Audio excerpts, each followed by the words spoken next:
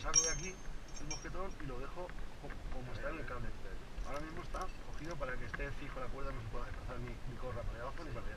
Porque vamos a bajar uno por aquí y otro por aquí en la cuerda y no pasaría nada. Ahora, para bajar yo, cuando tú bajas, te vas a bajar normal. Y yo quito el mosquetón, lo saco de la argolla, pero lo dejo pasado por esta cuerda. Entonces, no podría, digamos que las dos cuerdas serían juntas. Y luego cuando estiremos, tiraremos de este lado.